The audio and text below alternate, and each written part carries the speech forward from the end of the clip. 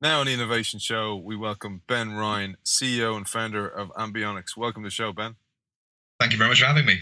So some people will know the story, your trials and tribulations, and your reaction to those trials and tribulations. But there's a saying that I love, and I came across it when I was about 18. I saw the movie La Haine, which is a French movie, and it starts off with this story of this guy who falls from the, I don't know, 50th floor from a building, and the narrator says, "L'important n'est pas la chute, c'est l'atterrissage," which means the important thing is not the fall, but the landing. And when I read the story about you and Sol and your wife, I thought of that straight away, which is the reaction that you took to this challenge that you were given. Yeah. And your positive reaction to it has been fantastic. Could you tell our audience the story, Ben? Yeah, I will do. Firstly, though, I think my father would be laughing here. He something he's always told me as I've been growing up is don't be scared of heights. It's not the height that kills you; it's the floor, which I think ties in nicely with what you just said. But no, I definitely, yeah. I had to get to grips with the fact that my son was going to lose his hand on the first day, and you just immediately started looking at my own hands and thinking all the things I do. I mess around with vehicle mechanics, stripping and assembling engines, gardening. I love technical projects, building computers. I used to be a boxer. I played guitar, and I just dwelled on all these things that he was never going to do. And it was actually a nurse who came in to tell us an update on Sol's blood work, because the hospital that transferred him hadn't acknowledged that or even suggested that it could have been caused by an injury. So they were looking for underlying blood clotting disorders and stuff. So we were constantly asking for the blood work, and they came in and said, "We don't have the blood work, but we know his blood type. It's B positive." And I'm not a religious man, but I took that as a sign. I clung onto it, and I'm going to be positive, I thought. So I'm only going to think about what I can do to help him. And from that night in the hospital, in the shower, I was thinking, right, how am I going to teach him how to dry himself with one hand? And literally went into it from there. It just became this. I knew I was going to have to teach him things to do with one hand, so I was going to have to learn how to, for example, tie my shoelaces with one hand, so I could show him, and that kind of thing. And that approach has taken me to where I am today.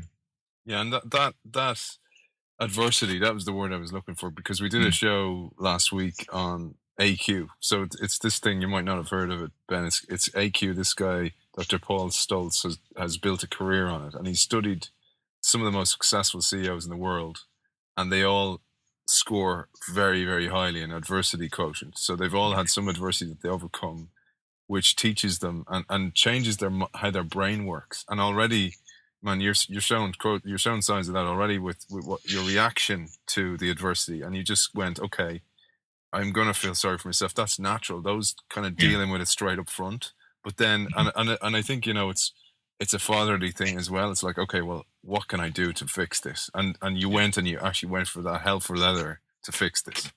Yeah. It didn't strike me immediately. I knew I could do something that wasn't being offered straight away. I don't know if you've seen about, he's lost he retained about an inch of bone below the elbow on the left arm.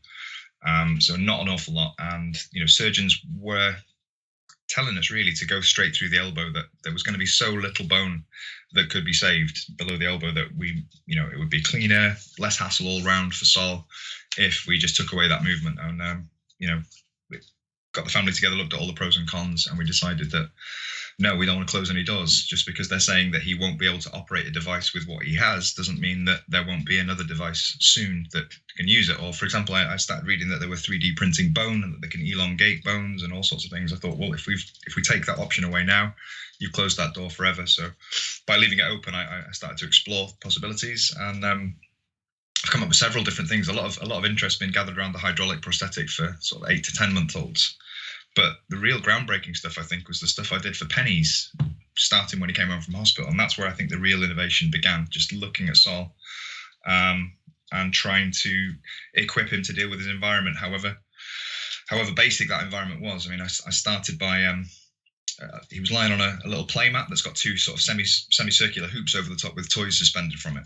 And I realized his left arm was just sitting by his side doing nothing. So I started to lower this, get some string and try and lower the toys on that side. And I realized I was modifying the wrong thing. I should be making his arm longer. So I went into the kitchen, got a kitchen sponge, rolled it up, put some micropore tape around it to make an approximate size wrist.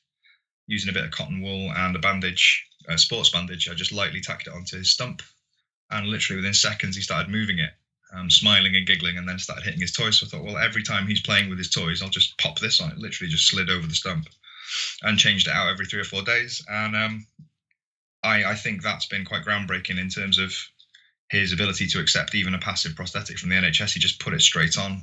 The prosthetist said we'd be lucky to get him to wear it for 15 minutes a day. Put it straight on, wears it all day long, falls asleep with it, you take it off, and wake up in the morning, he puts it on himself. So that's what I really want to focus on, is getting any technology, the earliest stage you can, to try and assist the use of movement and interaction. And, if you do that seamlessly from, in Sol's case, from 5 weeks, then they don't know any different. They've only ever had a reach. Yeah, man, this is awesome, because you usually hear about it the other way from an amputee who's lost the arm, still thinks it's there. So it's ghost limb. And you've actually reverse engineered that. So in his brain, as his brain develops, he'll have this, and he'll develop the movement. So when, and I agree with you, man, like, this is only a matter of time, and hopefully it's your company, Ambionics, that you started out of this, that develops this.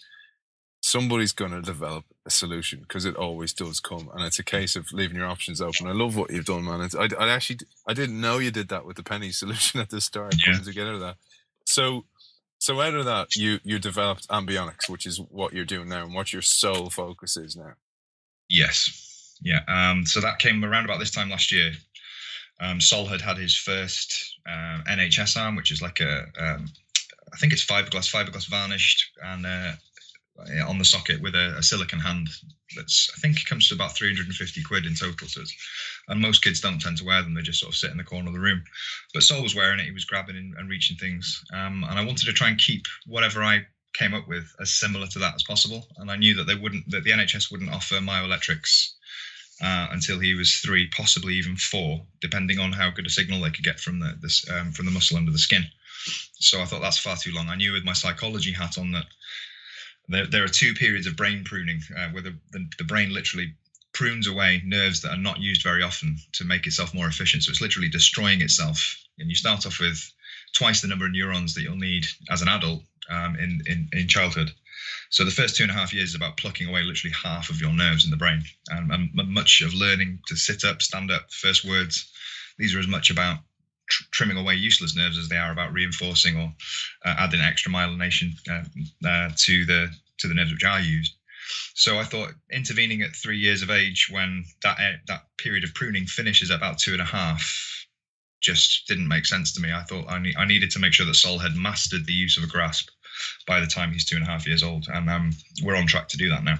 That's brilliant, man, because you're actually tying together so many elements we've talked about on the show over time. Like, we've talked about, we did a show on habits, and the brain stores habits. The reason being to actually save energy, because all it wants to do is keep you alive. And you're saying the same thing here, because we had Professor Susan Greenfield on a few weeks ago. She's an eminent brain professor from the UK, and she's saying the same thing. Like, you like, for example, by putting kids on tablets too long, their brains develop differently. They don't develop emotional skills, etc. So you're tapping into all this stuff, man. And so this is stuff you did not know about 2 years ago.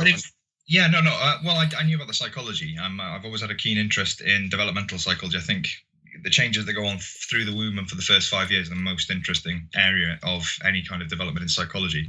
But also the neuroscience stuff. I was never interested in the Freudian wishy-washy kind of sort of made up stuff. I was always into the hard science side stuff.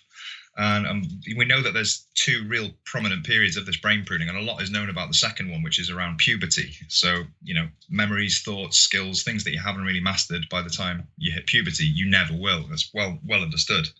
In a few rare case studies where children have not learned any language, they never will if they hit puberty having not learned language.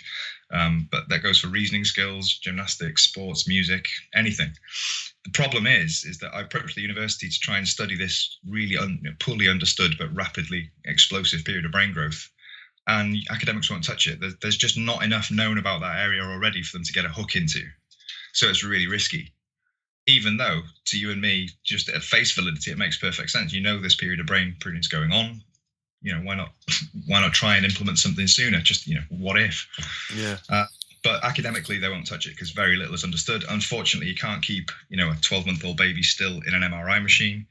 They don't do too well in interviews, so not much has been studied about it. But that was my rationale, that the same thing with puberty. If you don't learn a skill by the time you finish that pruning at the end of puberty, then you never will. I figured that maybe that's why kids around about the age of 2.5 to 3 just disregard prosthetics if function is left till too late.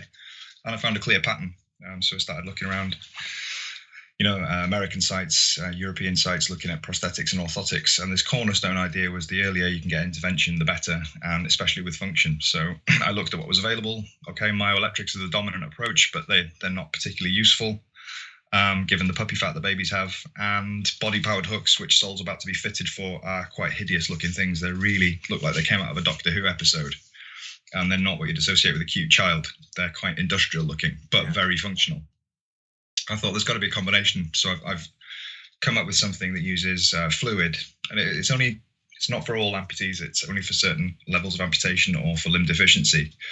But where there is the ability to provide body power, then you can use that to displace fluid and control a basic grip. And that's never been done before. So that's really what Ambionics is here to develop and try and get out to children as far and wide as possible. Yeah, and so just to bring that home for people, so you didn't just focus on Sol. You went, okay, well, I'm going to take this pain away from everybody, this challenge. And you decided to just go in it. But I wanted to frame it in this, Ben. You were a tinkerer. You weren't an inventor, but you like to toy around with stuff. And then, so I just think this is marvelous, man. Like, because I'm talking to you, you're in your man cave right now. Yeah. And, but you've turned that man cave into your office. Like some of the best companies in the world have started that way. I had the idea. You've probably heard it bandied around that I got the idea from a spider. So I was up at about 4 a.m. thinking, how could I come up with another system that didn't use electronic sensors, not myoelectric sensors? So I thought maybe like a micro switch in a spongy piece of rubber that you could, just activate a switch with the stump. And I started thinking, who could I talk to about robotics? And then I did see the spider. I remembered that they use fluid, and I thought, that's a brilliant idea. He can certainly squish 2 bags of fluid or actuators inside the socket using the small piece of movable stump that he'd got. So that was it. That was like a eureka moment, and I was a man possessed. I scrounged all the little spare parts that I had from printers and plumbing fittings and stuff from when I'd installed my kitchen, anything that could be used, and started building small double-acting hydraulic cylinders. I don't know if you've seen the videos on my Facebook page and on YouTube. Basically like an inch-long cylinder with 2 inputs, and you can make a piston slide back and forth with a little O-ring to stop the fluid coming out. I got a reasonably good enough design using just a press drill at home in this man cave. And the hardest thing was getting that dead centered. Once I did, I found a screwdriver handle that was made of chrome. That became the piston rod. A couple of washers inside, they became the piston itself, and some marigold glove fingers, which became the actuators. Got the system working. When I realized that just with my little fingers I could squish those, and it actually produced meaningful torque at the other end, a usable grip, I thought, right, this is really simple. Now we just need to put this in something similar to his NHS prosthetic. And took the idea to Bangor University, and they helped me by scanning the arm, producing a 3D mesh of it, which I then imported into Autodesk's Fusion 360 software and started chopping it up. And to be honest with you, it was really, really difficult and really tricky to learn, but it's the way I look at it is it's as I say, it's a kind of therapy for me. When I know I'm making progress, I'm feeling better about that black period of time at the beginning that we were talking about earlier. So I don't know. I'm so busy. I'm working maybe 12 hours a day, maybe longer, but I've never been so happy doing something in my life. Yeah, man. It's like, it's way more than working for yourself. It's working with a mission to make the world a better place. It better had be, because I haven't been paid for a year, so I've just done it completely for free and begged, borrowed, and stolen money to get my mortgage payments in. So I've been really, really lucky with my parents being able to help me out with at least the mortgage. But Christ, over the last year, I've done patio jobs, gardening, shelf stacking, anything to just keep paying the bills, but allow me to keep on this prototyping. And everyone else thought I was losing it. And quite locally, I think people thought I'd become a bit of a hermit and gone crazy until they saw me all over the TV, and then they realized what it was I was doing. Yeah, and because let's move to that now, man. Because I've seen you've got so much coverage, but what doesn't add up for me is that you're looking for 40 grand sterling on Indiegogo. Under Ambionics. So if anybody types in Ben Ryan or Ambionics, you'll find you. But it's only at 17k. And I'm going to go, what the? is happening here? It's been well. First of all, the perception is, I think, that we're successful, that we're up and running, we're well funded. You know, we're working with Autodesk, Stratasys are behind us, the NHS have endorsed their approach. We look like a really successful outfit, and when you think that something's successful and lots of other people are looking at it as well, so you know when it's on TV that millions are looking at it, this thing called bystander behavior kicks in, bystander apathy. Where if bystander apathy is, for example, I think if you're at a busy place and there's lots of other people around and a little old lady falls over, you're a lot less likely to help than if it's only you around. Oh, wow. So I think, so it's well-known psychology. So I think people think we're successful. We don't need their help. Someone's going to come and pick this up. You know, there's a lot of people looking at this. It's going to go. But at the moment, like I say, I've missed 2 mortgage payments. I'm flying by the skin of my pants, but the reception that we've had to the campaign means that we no longer needed that. Originally, it was 150 grand. That's come down to 40 just from engineers, patent attorneys, parents coming forward as well, offering to take part in clinical trials for free. It's just been amazing. But it's one of these balls that's up in the air. It's got to land soon. We need to, we've got a patent deadline to make sure that we can patent and specify as many countries around the world as we can to produce in. Yeah. We've got to get the prototype and the power-assisted version created by mid-October. Yeah, man. I that was the sound of me just sending an email to somebody I know in the States. I'm going to go, can you help with this? And you know what? I'd ask the audience of the Innovation Show, if you know somebody, I mean, regardless of making your own donation, but if you know somebody who can help, drop us an email. Drop Ben an email. You're on Twitter. You're on LinkedIn. You're on Indiegogo. You're reachable, man. I'd love some help to come from the little bit of coverage we can give you with the Innovation Show, because I love your attitude, man. It's something that very few people would deal with positively, and you're a role model for a mindset, man. So congratulations for that, and it will happen, man. No doubt this is going to happen for you, and this will all be.